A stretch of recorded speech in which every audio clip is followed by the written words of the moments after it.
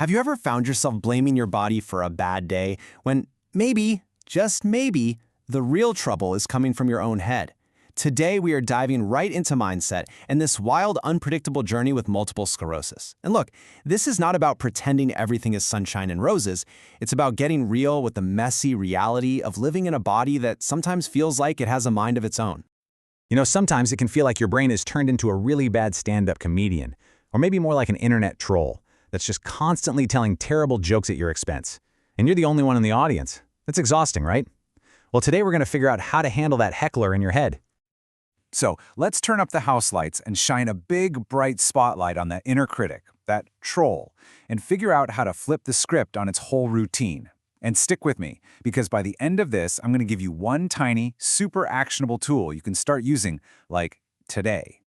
So what are we really talking about here? Mindset. It's basically that collection of attitudes and beliefs that are running on a loop in your head all day long. And for anyone living with MS, this internal soundtrack is just incredibly powerful. It can totally lift you up, or it can make you feel like you're trying to walk through deep, sticky mud with the heaviest boots imaginable. Okay, so let's properly meet the two most common uninvited guests that love to crash the MS party. I like to call them thought bullies, and trust me, once you can name them, you can finally start to manage them. So first up, we have the perfectionist bully. Its voice is that nasty little whisper that tells you anything less than perfect is a complete and total failure. This is the voice that screams at you that resting is for the weak. And then there's the self-playing bully. Man, this one is just especially cruel. When a new symptom flares up, it doesn't offer any comfort. It just points a finger and says, "See, this is all your fault."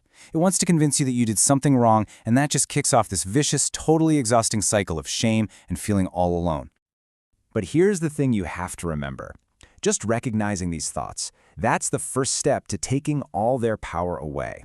They feel like the absolute truth, but they're not. They are just patterns, unwelcome guests who have seriously overstayed their welcome. And you know, the best thing about patterns is that they can be interrupted. So how do we do it? How do we interrupt that negative spiral and actually stand up to these inner bullies? Well, it all starts with one small intentional change, a really simple tool that acts like a pattern interrupt for your brain. Here it is, 4 simple words. Not perfect, just okay. Just let that sink in for a second. I know, it's not flashy, it's not some grand gesture, but its power is right there in its simplicity. This is the mantra you can hold on to when things feel like they're falling apart. And let's be super clear. This is not about lowering your standards or giving up on yourself. Not at all. Think of it as a permission slip to just be human. It's all about giving yourself some grace, meeting yourself exactly where you are today, and just cutting the sharp edge off a really difficult moment. To really see how this works, let me share a quick story with you about my friend Jane. And then I'll break it down into a simple 2-minute practice you can try for yourself. So this is Jane, a classic overachiever, through and through. After she was diagnosed with MS, she just doubled down on everything, totally determined to prove that nothing had changed. In her mind, her body's very real need for rest wasn't a biological fact, it was a personal failing. Well, one day, it came crashing down. She was completely exhausted, so frustrated, and just angry. Angry at MS and angry at herself. And right there in that moment, sitting on her kitchen floor, through her tears, she just whispered those 4 little words to herself, "Not perfect, just okay." And in that moment, it was like the storm inside her just started to quiet down. She got up, she walked to her couch, and she rested without an ounce of guilt for the first time in, well, a long time.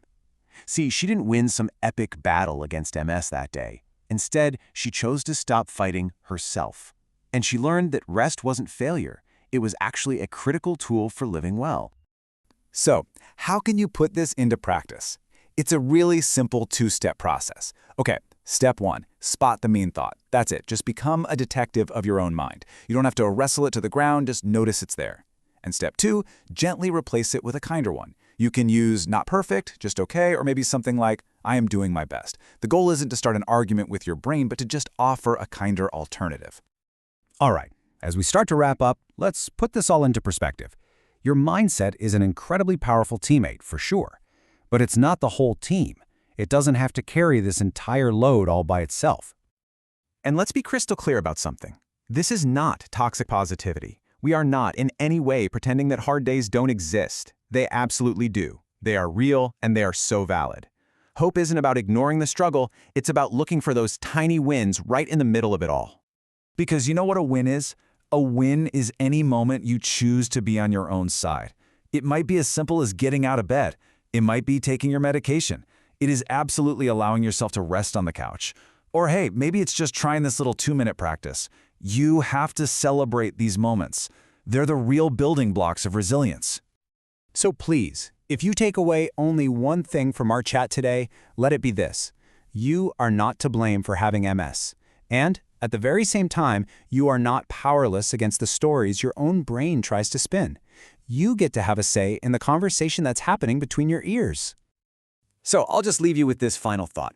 Put that one kind sentence in your pocket. Use it when you need it. Let it be a small, steady anchor in the storm. And please, just for today, let that be enough. Let today be one small, gentle step forward.